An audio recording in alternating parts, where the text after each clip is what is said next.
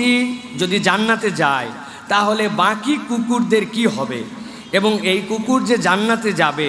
এটি কি কোরআন হাদিস আমাদেরকে সমর্থন করে? প্রিয় ভাইরা, আমরা জানি যে আসহাবে কাহাফ, যে সেই ঘুমন্ত বাহিনী যারা 309 বছরের সে ঐতিহাসিক ঘুম আল্লাহর পক্ষ থেকে দিয়া সন্ধ্যাবেলা গা মোড়া দিয়ে উঠে মনে করছে এই তো একবেলা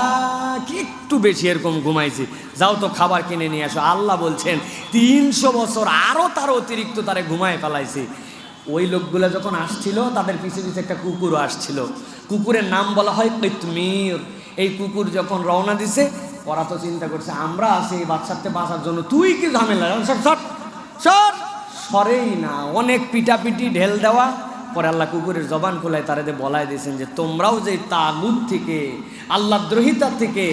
তোমরা দারুল আমানের দিকে যাচ্ছ, আমিও এই জন্য তোমাদের সাথে সফর করতেছি, আমি আল্লাহর